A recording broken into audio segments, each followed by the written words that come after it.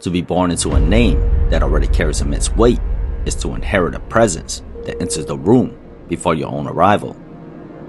When a father's shadow is cast at large, every step can feel measured against a legacy you were never meant to rise from ground up. But the world rarely sees the burden hidden beneath the blessings. It sees the opportunities, the doors, the inheritance.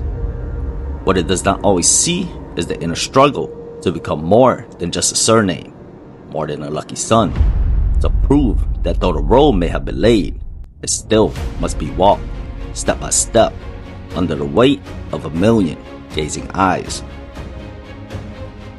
Conor Benn is moving back down a weight after settling his debt with longtime domestic rival Chris Eubank Jr.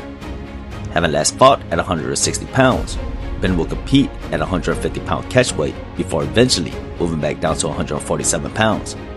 His opponent is former two-time super lightweight champion Regis Prograis, who is fighting above 140 pounds for the first time in his career. In a calculated move, Benn is aiming to reestablish himself at a more natural weight while facing a veteran entering the final stage of his career. This matchup carries clear technical stakes. Benn seeks to reseed his momentum, while Prograis tests himself in unfamiliar territory against a younger, more physically aggressive opponent. Are you not entertained? Are you not entertained? Regis Prograis is a pressure brawler, a compact southpaw who fights behind a rigid stance and strong base. He stalks opponents, takes the pocket, and presses the action with real intent. Power-driven by nature, Prograis sits on his punches and never shies away from testing his power in exchanges. He works behind feints and awkward upper body movement, constantly shifting rhythm to create openings for his hammering shots. While his defense isn't airtight, he has shown clear timing as a counterpuncher. A seasoned veteran, he always comes prepared for a shootout.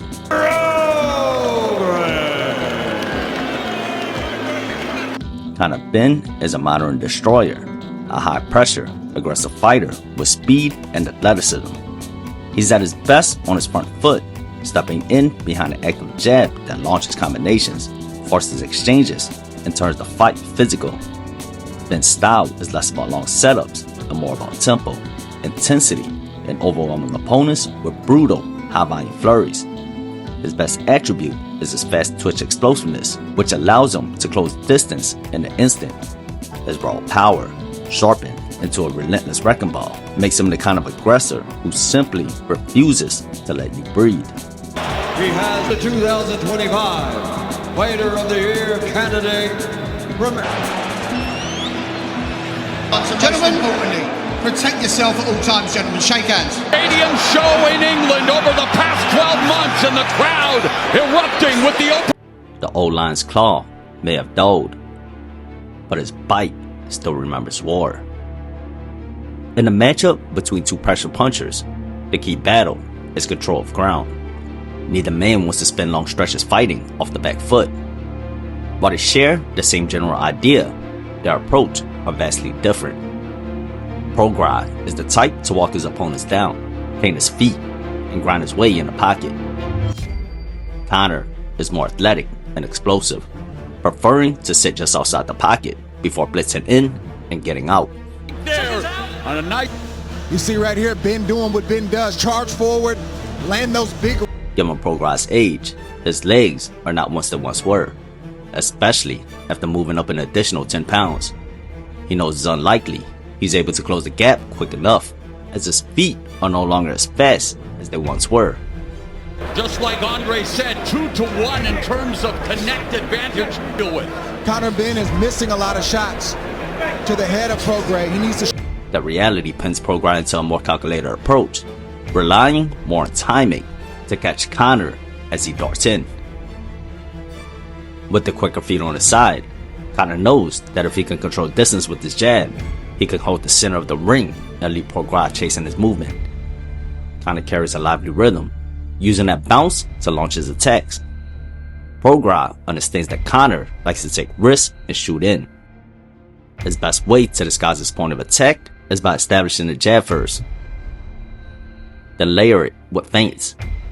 The goal is to make Prograis bite. If Prograis bites at the wrong trigger, he could walk straight into Conor's ambush and pay for the wrong read. They're looking at the good and the bad of Conor Benn right now, and there's not a lot of bad other. Prograis taking those shots. I thought that Benn would have. The old legs were at the mercy of Conor's movement. In a fight like this, the man with the quicker feet holds the advantage because he gets into position first. Prograis tried to answer this by taking the center of the ring and slowly forcing Conor back towards the ropes, but that plan was quickly shut down as well. Conor kept him honest with pestering jabs, pinning him in the center while still giving him enough space to move laterally without ever being trapped against the ropes. That lateral movement gave Conor the edge, allowing him to repeatedly beat Prograis to the outside angle with little repercussion. And that positional control is what kept him one step ahead, beating the veteran to every punch. Of Conor Benn. His head comes up, it just glances it. There you go. So it's not a punch. It's not a punch. That's Always a step behind. Prograis' only real avenue was to catch Conor behind his jab. With Conor pressing the action, Prograis needed the timing coming in, given his natural stance and leftward lean. If he could slip inside Conor's jab, it could open a left hook to the body. Ben, I'm gonna say it again. Punches himself off balance, Andre. Well, that's who Ben is. He'll punch himself. advantage. Or is that advantage going to be enough to outweigh the From there, once the timing was established, Prograis would look to bring the left hand upstairs. Interested in making this a two-way battle. Behind the southpaw jab. Now the left hand lands for Prograis. Good shot from Prograis. Go punch. Looking for Ben to make an adjustment, fellas. an orthodox fighter really needs to be aware that a southpaw. See this two-fisted attack right there. Not that shot. That was Prograis early in the round. But the rally was short-lived. Prograis could not sustain more than single-shot counters. No matter his output, Conor simply threw more. On top of that, as a lightweight moving up to 150 pounds, Prograis did not carry the same pop, and Conor was able to take his best shots and answer right back.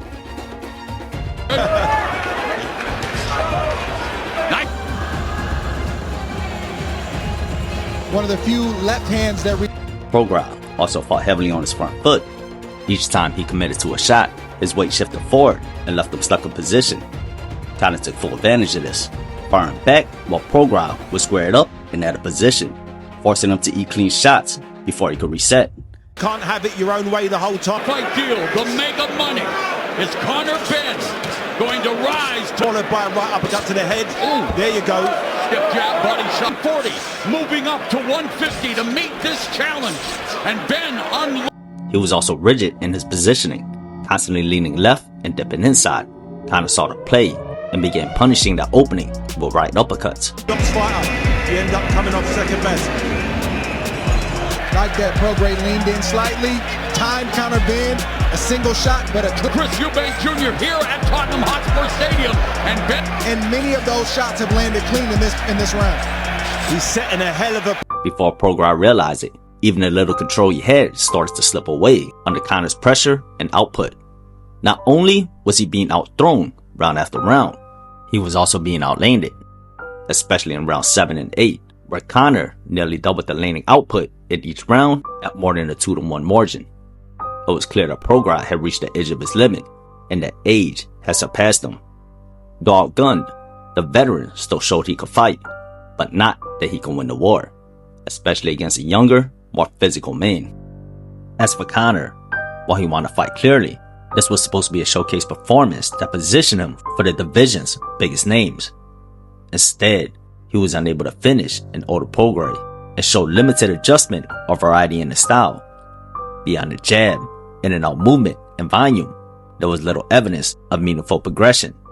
Still, a victory is a victory, and this was his first fight back down in weight. Criticism of a clear win may seem a bit harsh, but such is the toll of chasing a throne, where every victory is measured against the weight of the crown. You know Ben wants a stoppage. He's wanted it from the first. What about the attitude? Regis Prograis will indeed need his 25th knockout. So beside not showing any emotion, you wonder what he thinks of Benn's performance tonight.